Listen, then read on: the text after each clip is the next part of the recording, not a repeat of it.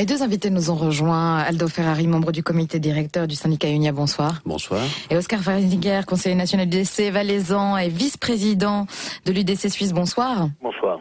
Vous avez déjà pris une gifle, on peut le dire, en combattant l'extension à la Roumanie, à la Bulgarie. Vous allez remettre ça et remettre une compresse avec l'extension à la Croatie. Vous dites non, vous êtes le seul parti d'ailleurs à dire non très clairement. C'est une question de principe. On ne peut pas continuer à pratiquer une politique des portes ouvertes à ce point. Je ne suis pas contre l'immigration, que ce soit bien clair. L'immigration a toujours existé, mais je suis pour une immigration dans un certain cadre, avec certains garde-fous, avec un contrôle. C'est-à-dire que je ne connais aucun pays entouré par des pays à des salaires nettement plus bas qui connaît la libre circulation. Singapour ne l'a pas, l'Australie ne l'a pas, le Canada ne l'a pas, les États-Unis, etc. Donc tous ces pays essaient de protéger leur pays et les hauts salaires qu'ils ont par rapport aux pays qui les entourent. Dès le moment où vous enlevez tout garde-fou, vous enlevez les cordons sanitaires, vous avez le principe des vases communicants qui veut dire un nivellement par le bas généralisé. Donc les Suisses, on les a un peu forcés à accepter cette libre circulation. Pourquoi ? Parce qu'on a toujours parlé de clause guillotine, on a toujours lié l'accord sur la libre circulation à d'autres accords, on s'est toujours arrangé pour les tromper sur l'affaire. Donc à l'heure actuelle, la clause de sauvegarde, par exemple, pour les pays de l'Est, on s'aperçoit que ça fonctionne pas bien. Donc les mesures d'accompagnement, c'est un leurre. Donc je veux dire, jusqu'où est-ce qu'on va aller ? Il y a un moment, les Suisses en auront ras-le-bol. Ceux qui vivent dans les zones frontalières l'ont déjà maintenant. Ils se voient confrontés par des gens qui travaillent nettement moins cher et surtout qu'avec les travailleurs détachés, les entreprises en question font les décomptes des assurances sociales dans leur pays d'origine. On n'a aucun contrôle là-dessus. Puis j'ai jamais vu une sanction être prononcée en Italie ou en France. Donc c'est illusoire ce qu'on est en train de raconter aux gens. Aldo Ferrari. Nous sommes en train justement de discuter au Parlement des mesures d'accompagnement, une discussion qui est en cours. Est-ce que là on ne va pas encore trop vite en insistant sur le fait qu'on dit oui de principe pour le moment on est d'accord, mais on dit oui en tout cas aujourd'hui à la Croatie? Bon, la première chose, je suis surpris d'entendre M. Freisinger parler de protection des salaires alors que l'ensemble des parlementaires UDC ont refusé l'introduction de la responsabilité solidaire qui, pour finir, a quand même passé le cap. Donc là, on entend effectivement, comme d'habitude, deux discours.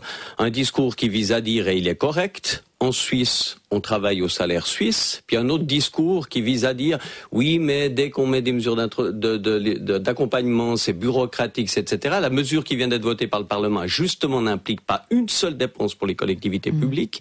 Elle sera entièrement prise en charge par les entreprises, par les partenaires sociaux, pour le respect des conditions de travail, et surtout, elle protège ce que M. Freisinger veut protéger, c'est-à-dire les entreprises suisses qui se voient confrontées effectivement à des gens qui viennent et qui respectent pas les règles du jeu, et les mesures d'accompagnement sont là pour ça. Je crois qu'elles doivent encore progresser, ça c'est juste, certainement. Je crois pas qu'on ait menti, contrairement à ce que dit M. Freisinger. On a quand même, en matière d'accompagnement, de mesures d'accompagnement, véritablement développé un arsenal. Les syndicats ont continué de travailler. La question de la responsabilité solidaire, on y travaille depuis longtemps. Sur la question de la Croatie, sur le salaire minimum, sur la Croatie.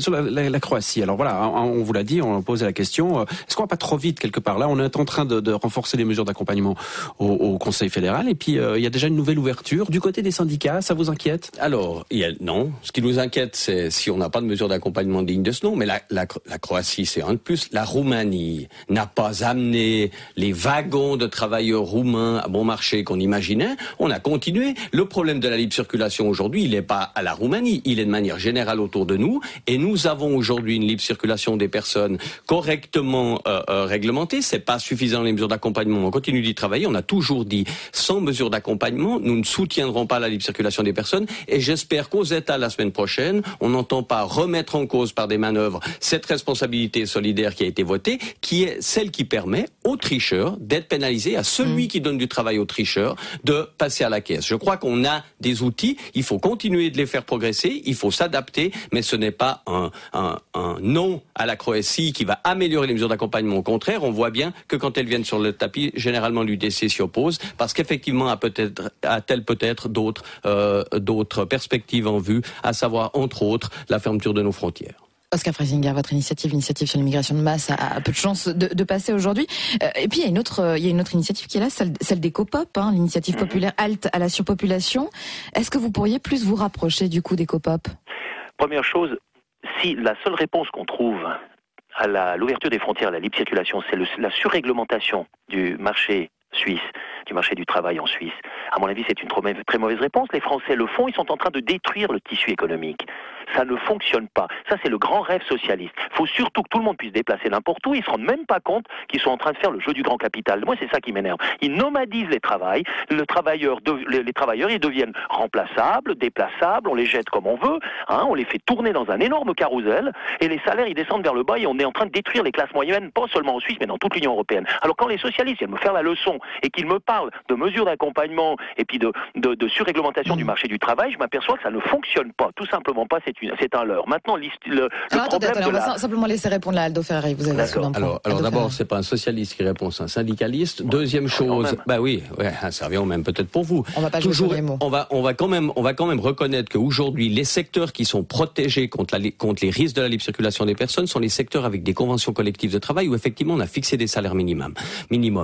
Évidemment, où il y en a pas, la pression elle est supérieure. C'est pour ça qu'on a lancé l'initiative sur les salaires minimums. Point numéro 2. Point numéro 3, notre économie, que M. Freisinger le veut ou pas, aujourd'hui, malgré les mesures d'accompagnement, nous avons une économie qui fonctionne très bien, nous avons besoin de cette main-d'œuvre européenne. Le seul secteur industriel, l'horlogerie, s'il n'avait pas la libre circulation des personnes, serait déjà mort. Mais effectivement, dans ces domaines-là, on doit faire des progrès sans réglementer. Et la responsabilité solidaire n'est pas une réglementation, comme vous dites, ou de réglementation du marché du travail.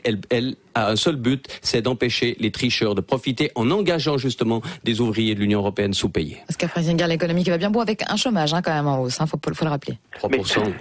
Je pense que l'économie est tout aussi bien avec une immigration que nous pourrions déterminer selon nos besoins et selon les intérêts du pays. Je n'ai pas dit qu'il ne fallait pas d'immigration. Je dis simplement que le meilleur moyen de réguler cela, c'est d'avoir un levier de commande et de pouvoir déterminer le caractère, la provenance, etc. des gens que l'on fait entrer selon les intérêts de notre pays. Tous les pays intelligents font ça. Alors ça, on l'a abandonné. Et puis maintenant, le problème qui se greffe là-dessus, et ça c'est relativement nouveau, et c'est une des raisons pour l'initiative Ecopop, c'est où on s'aperçoit qu'on a des infrastructures à l'heure actuelle en Suisse qui volent pour environ 6 à 7 millions d'individus et qu'on commence à être 8 millions et que les infrastructures ne suivent plus. Alors ça, c'est d'énormes frais qu'il va falloir faire. Puis alors en même temps, les écolos, ils veulent nous empêcher, ce qu'ils disent, de bétonner le pays. Donc, excusez-moi, mais si vous faites rentrer environ 70 000 nouvelles personnes par année en Suisse, il faut construire des routes, des infrastructures, des hôpitaux. Vous ne pouvez quand même pas faire venir ces gens et les faire dormir dans des tentes ou bien. Ces gens viennent parce que l'économie a besoin, M. Freisinger. Ces gens viennent parce que l'économie en a besoin. Soyons quand même sérieux. On a un niveau de chômage extrêmement faible. Ça ne veut pas dire qu'il n'y a pas de problème. Ça ne veut pas dire c'est pas le monde des babybouchettes. C'est clair que la libre circulation pose un certain nombre de problèmes. Nous sommes convaincus qu'il faut les affronter, mais certainement pas en fermant les frontières. Puis évidemment, le carrousel dont vous parlez c'est le carrousel dont vous êtes le forain et vous décidez qui vient et qui vient pas. C'est pas cette vision-là de la libre circulation des personnes. Effectivement, on la partage pas, M. Freisinger. Il ne s'agit pas de fermer les frontières, il s'agit simplement d'avoir un régulateur. Parce que vous avez le cumul de la libre circulation, de ce qui se passe dans le domaine de l'asile, avec effectivement une marée qui nous arrive, on en sera à 30 000 à la fin de cette année, de requérants, et puis vous avez en plus les frontaliers, ça fait 250 000 personnes qui passent les frontières tous les jours. Et vous imaginez que ça n'a pas d'effet finalement sur la classe moyenne et sur les salaires en Suisse. On n'arrivera pas à vous mettre d'accord de toute façon là-dessus. Merci en tout cas d'être venu, Oscar Freisinger. Merci à vous aussi, Aldo Ferrari. Merci, bonne soirée. Bonne soirée, on rejoint tout de suite dans nos studios du Palais fédéral Romain Clivat.